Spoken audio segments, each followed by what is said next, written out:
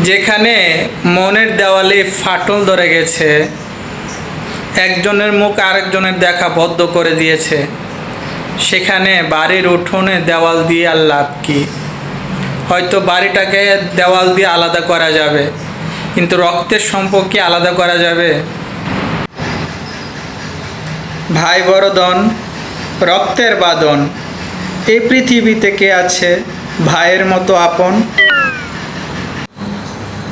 স্বার্থের কাছে সব সম্পর্কই হেরে যায়, কিন্তু রক্তের সম্পর্ক কখনোই স্বার্থ খোঁজে না, রক্ত টেনে নেয় রক্তকে।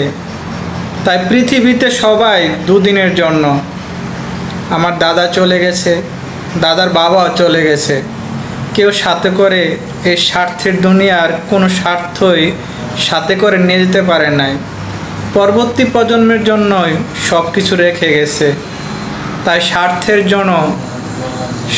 জন্য যেন কোনো ভাইয়ের সম্পর্ক আর নষ্ট না হয়, কোনো ভাই যেন ভাইকে আর পর করে না দেয়।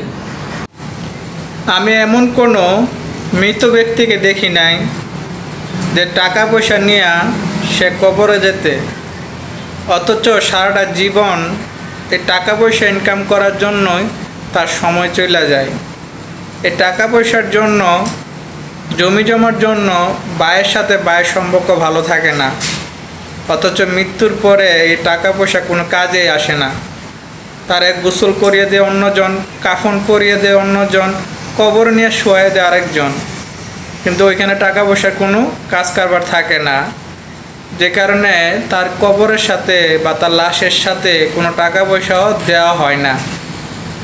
তাহলে কিসের জন্য এই দুনিয়াতে মানুষ টাকা পয়সার জন্য একজনের সাথে আরেকজনের শত্রুতা, এই জমি জমা নিয়ে একজনের সাথে আরেকজনের শত্রুতা, একটা ভাই আরেক ভাইয়ের চেহারা দেখতে চায় না, এক ভাই আরেক ভাইয়ের মারামারি করে, বা এগুলো কিসের জন্য? তাই আসুন আমরা সবাই এইসব পরিত্যাগ করি, যেহেতু আমাদের মৃত্যুর পরে আমাদের সাথে কোনো কিছুই যাবে না, শুধুমাত্র নেক আমল বাদে। তাই যে আমলটা করলে মৃত্যুর পরে আপনার কাজে আসবে, সেই আমলটা বেশি বেশি করুন। ওই জায়গা জমি নেওয়া, টাকা পয়সা নেওয়া, ঝগড়াঝাটি করা বা অহংকার দেখানো, এগুলো মৃত্যুর পরে কিছুই যাবে না সাথে। তাই যতটুকু পারেন নেক আমল করুন। আমি এমন কোনো ধনী ব্যক্তিকে দেখি নাই যে টাকা দিয়া সে সুখ কিনে জীবনে সুখী হয়েছে। যদি টাকা পয়সা দিয়ে সুখ কিনা যেত, তাহলে দুনিয়ার সমস্ত ধনীরাই সুখী হতো। আমি এমন কোনো মৃত ব্যক্তিকে দেখি নাই যে টাকা পয়সা নিয়ে কবর গেছে।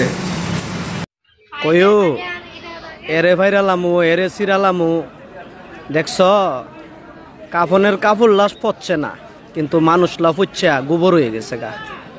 কাজে একটাবার চিন্তা করেন, কারোর মনে কষ্ট দেওয়া, কারো হক মারা, এগুলা থেকে বিরত থাকেন। দেখছেন কি অবস্থা, একবারে পলিটিনের একটা বস্তার মতো হয়ে গেছে গা, অথচ কাপড়টা এখনো নতুন আছে। হেরে ভাইরালামু, হেরে সিরালামু, এগুলা বন্ধ করেন, আল্লাহর প্রতি ভয় করেন।